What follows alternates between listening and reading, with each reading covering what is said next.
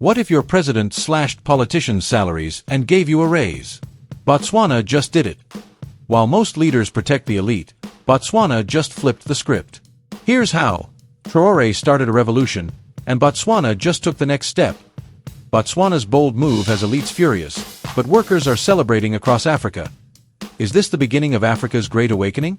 Botswana just shocked the world. Politicians taking pay cuts? In Africa, Botswana just made it real. The people spoke, and Botswana listened. Politicians hit with major salary cuts. Botswana has just made history.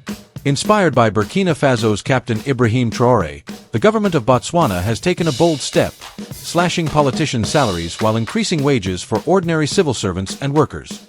This powerful move is shaking Africa's political class and igniting new hope for economic justice across the continent.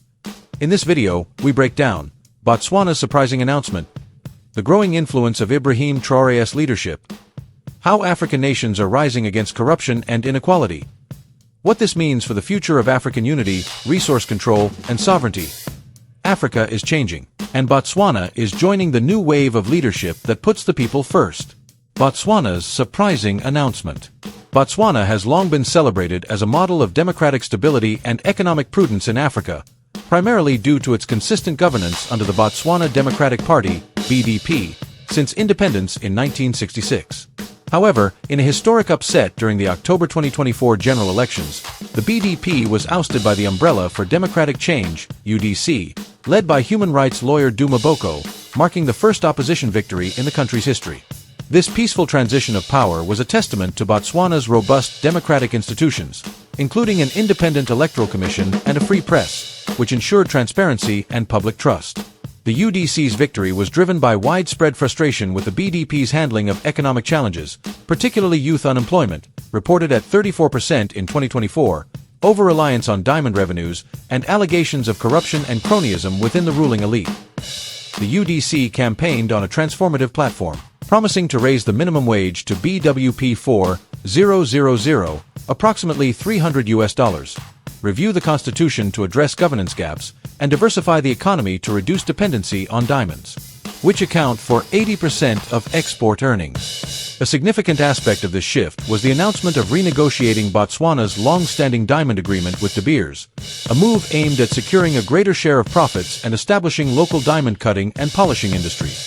This policy, formalized in 2024, seeks to increase Botswana's ownership in its diamond industry from 25% to a majority stake, ensuring more wealth remains in the country. The government also plans to invest in downstream industries to create jobs and reduce the export of unprocessed gems, aligning with a broader African push for resource sovereignty. Social media posts in early 2025 sparked speculation about an even more surprising announcement: that President Boko had expressed intent to align Botswana with the Alliance of Sahel States, AES, a military-led confederation comprising Burkina Faso, Mali, and Niger, led by Burkina Faso's Captain Ibrahim Traoré. These posts, primarily from X, claimed Boko rejected democracy as a neo-colonial trap and admired Traoré's anti-imperialist stance and Rwanda's Paul Kagame's authoritarian governance model. However, these claims remain unverified and lack corroboration from credible sources such as Botswana's state media or international outlets like the BBC or Al Jazeera. Botswana's foreign policy has historically prioritized economic partnerships, such as with the Southern African Development Community, SADC, and global markets, over ideological or military alliances. A pivot to the AES would represent a radical departure, risking Botswana's reputation as a stable, investor-friendly nation. More plausibly, Botswana's surprising announcement lies in its bold economic reforms and subtle foreign policy shifts. For instance, at the 2024 African Economic Conference held in Gaborone, Botswana advocated for reforming the global financial architecture to address biases in credit ratings that cost African nations $76 billion annually in higher borrowing costs. This stance signals a growing assertiveness in challenging Western-dominated financial systems, aligning with the broader African narrative of economic sovereignty without necessitating military alliances. Botswana's leadership also expressed solidarity with regional efforts to combat inequality, emphasizing education, job creation, and transparent governance as priorities. The growing influence of Ibrahim Traoré's leadership. Captain Ibrahim Traoré, Burkina Faso's 36-year-old military leader, has become a pivotal figure in African politics since seizing power in a September 2022 coup, the country's second that year. Traoré's leadership draws heavily on the legacy of Thomas Sankara, Burkina Faso's revolutionary president from 1983 to 1987, whose Pan-Africanist and anti-imperialist ideals resonate with today's youth. Traoré's policies focus on dismantling neo-colonial structures, particularly France's influence, which he accuses of perpetuating economic dependency through mechanisms like the CFA franc and exploitative resource contracts. His administration has taken concrete steps, including nationalizing the Bungu and Wagnian gold mines, halting unrefined gold exports, and establishing Burkina Faso's first gold refinery in 2024. These measures aim to retain the country's estimated 200 tons of annual gold production for domestic benefit, addressing the paradox of Burkina Faso's resource wealth coexisting with widespread poverty. 40% of the population lives below the poverty line.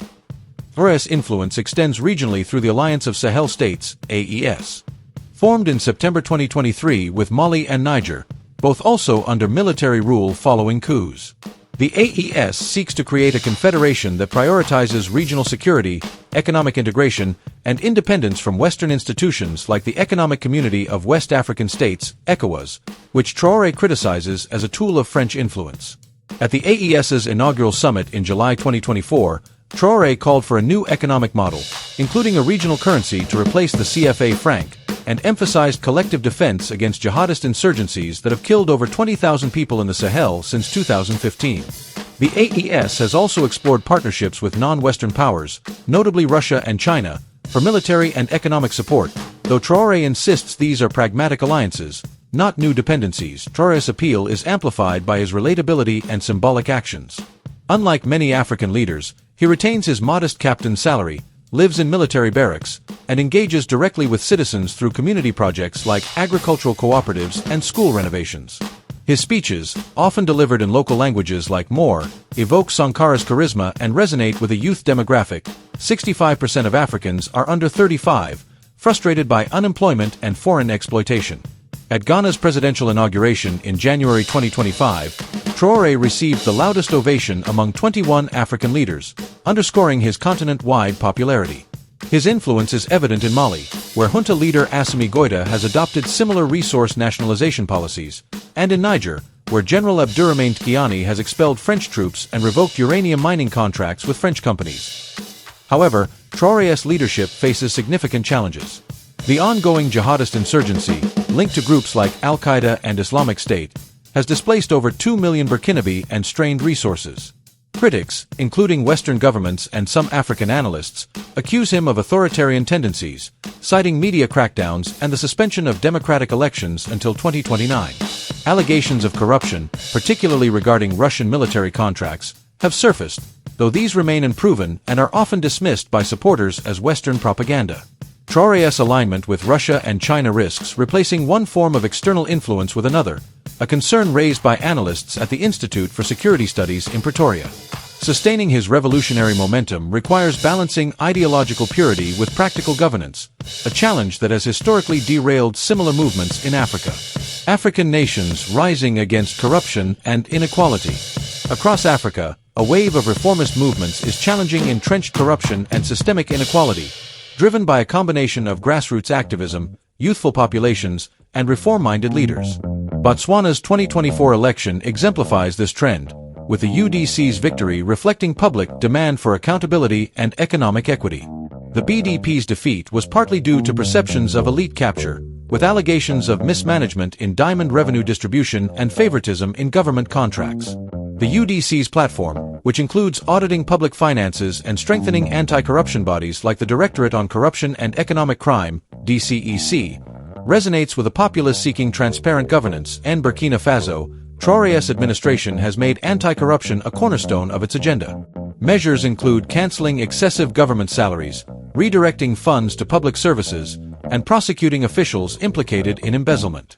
The nationalization of gold mines addresses the historical looting of resources, where foreign companies like Canada's Endeavour Mining reaped profits while local communities saw little benefit. Traoré's investment in agriculture, such as subsidizing fertilizers for smallholder farmers, aims to reduce rural poverty, which affects 80% of Burkina Faso's population. Other African nations are following suit. In Mali, The junta has cracked down on corrupt officials and renegotiated mining contracts to increase state revenue from gold, which accounts for 25% of GDP. Niger's expulsion of French uranium companies in 2023 and its demand for fairer trade terms reflect a similar push for economic justice. In the Democratic Republic of the Congo, DRC, President Félix Tshisekedi has highlighted the role of foreign-backed militias, like the M23 rebels, in perpetuating resource theft, with the DRC's $24 trillion in untapped mineral wealth fueling conflict and inequality. At the 2024 African Economic Conference, leaders called for a unified approach to combat illicit financial flows, estimated at $88.6 billion annually by the UN, which drain resources needed for development. Civil society and technology have amplified these efforts. In Kenya, youth-led protests in 2024 forced the government to withdraw a controversial finance bill perceived as benefiting elites.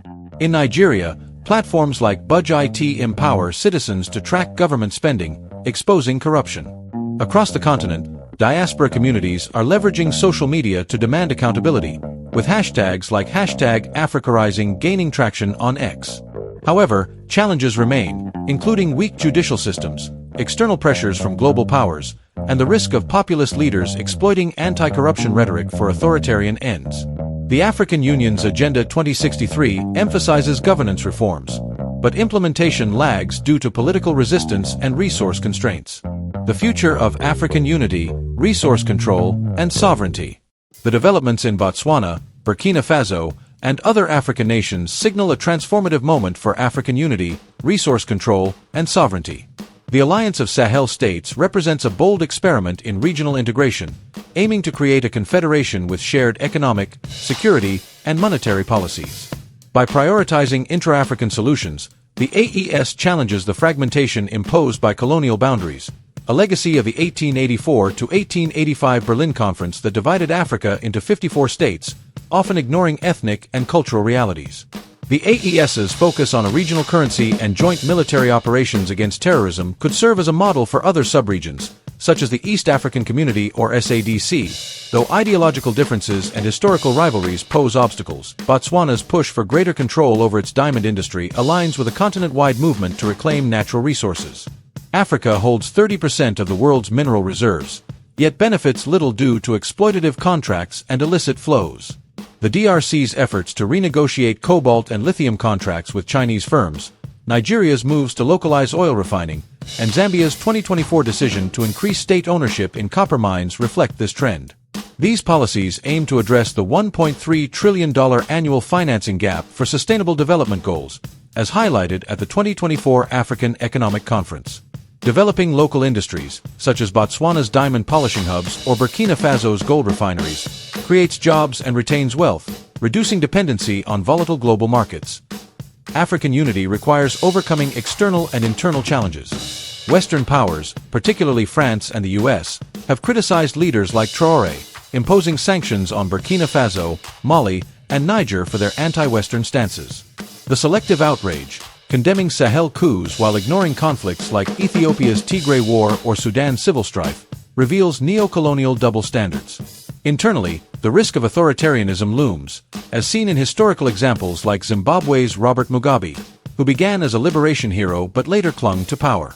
Protecting reformist leaders from coups or assassinations, as befell Sankara in 1987 and Libya's Muammar Gaddafi in 2011, requires robust Pan-African institutions like the African Union, which must move beyond rhetoric to enforce accountability. Education and innovation are critical for sustainable sovereignty. Africa's youth bulge, 1.4 billion people by 2050, offers a demographic dividend if harnessed through quality education and skills training. Initiatives like Rwanda's tech hubs and Nigeria's fintech boom demonstrate the potential for African-led innovation. Regional trade, boosted by the African Continental Free Trade Area, AFCFTA, could increase intra-African commerce from 15% to 30% by 2030, reducing reliance on external markets.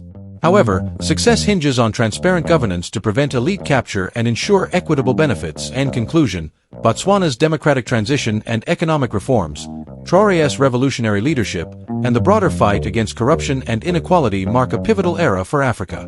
The push for unity, resource control, and sovereignty offers a vision of a self-reliant continent, but it requires balancing bold leadership with institutional accountability.